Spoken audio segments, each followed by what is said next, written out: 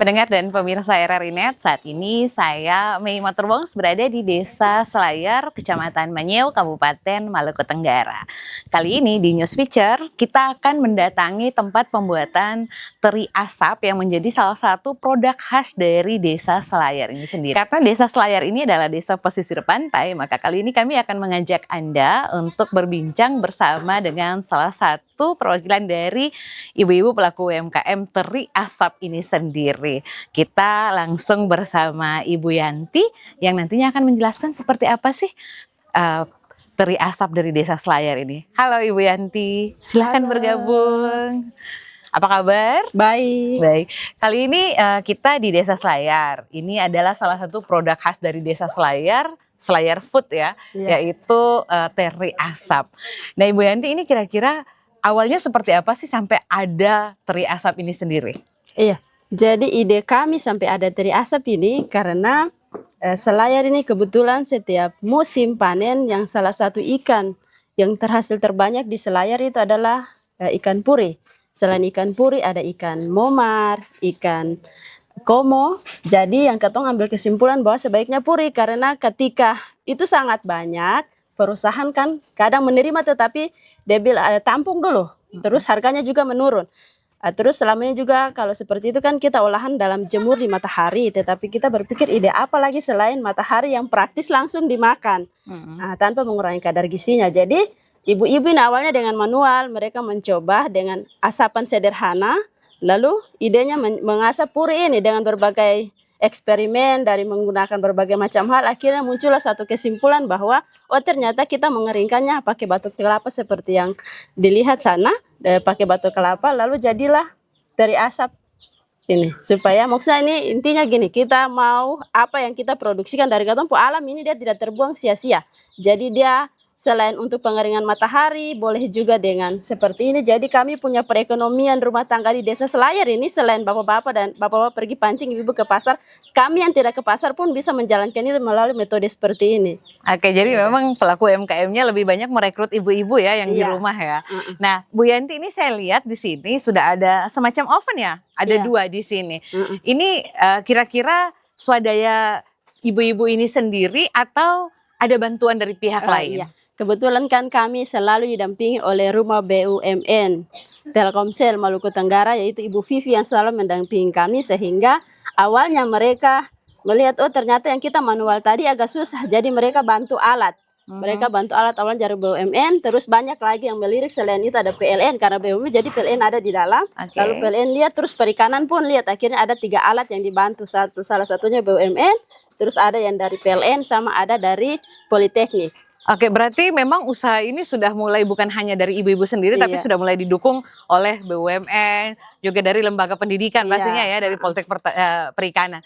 Nah, kalau untuk mengembangkan produk ini sendiri, tadi kan awalnya Ibu Yanti bilang dari awal coba-coba ibu-ibu, sekarang sudah mulai punya oven, skalanya makin besar.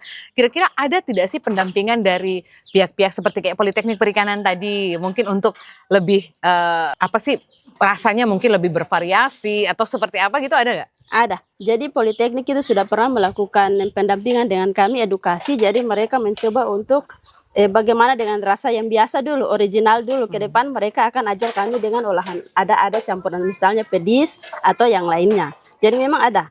Terus kemarin itu dari Politeknik Patimura. Terus turun mewawancari, mau cari tahu, ternyata ikan puri asap ini rupanya sudah didengar-dengar. Jadi mereka kemarin kebetulan ada datang, terus mereka kunjungi ini lokasi, lalu tanya-tanya, terus ada pendampingan.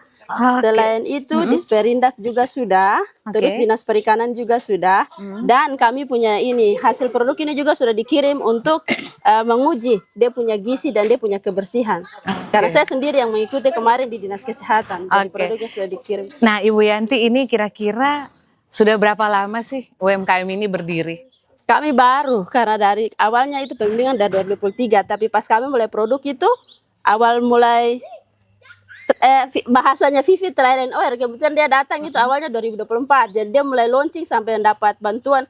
Oh iya saya lupa, kami ada bantuan kemasan dari DPRD, dari Bapak biasanya disebut Ongen Rambut Putih, terus Bapak Fadli, terus sama Ibu Rosmita, dan kemarin Bapak Raja Ibra. Jadi mereka bantu kami soal kemasan. Lalu kebetulan kemasannya ada, lalu apa namanya, dari kami mulai launching itu awalnya dengan standy pots biasa, lalu dibantu berumur desain sama PLN desain kita punya stiker biasa saja awalnya sebelum ada itu. Lalu dia keluar, dia meluncing legit itu 2000 awal pertengahan 2005. Itu yang sudah mulai turun di pasaran, yang sudah mulai ramai dengan dia punya standing pots yang lumayan itu. Oke, iya saya lihat-lihat standing postnya juga agak menarik nih ya seperti ini. Jadi teri asap khas Kepulauan K. Jadi kalau ngomongin teri, bahasa di sini bilangnya puri, teman-teman semuanya. Dan kalau bilang puri itu pasti taunya kalau bukan Selayar berarti Desa Sathean. Hanya 2 desa itu saja yang terkenal dengan puri khas mereka. Nah, sejauh ini sudah berapa banyak produk sih yang dijual keluar? Kami baru seputaran Maluku Tenggara ya, karena kemarin kita kan juga mulai berproduksi nih lihat musim puri. Ya. Jadi produk yang baru keluar itu sekitar mungkin sekitar 100 biji, jadi kita hitung baru 30-an kilo. Karena kalau 30 kilo itu saja dari 4 kilo itu hanya menghasilkan 3 pieces. Jadi kami agak susah kalau ketika bahan bakunya kurang, makanya dia baru beredar sekitar itu. Oke. Dan memang baru toh, tapi memang sekalipun baru, tapi setiap kali turun di pasaran tetap habis. Berarti memang optimis sekali ya ibu-ibu di sini. Kira-kira apa kendala yang paling sulit yang pernah ditemui selama berjalan ini? Kendala yang kami temukan sulit adalah produk ini sudah mulai terbaca di luar dan mereka minta 500 kilo. Masalahnya kami hanya punya 3 alat, jadi kami butuh tambah alat.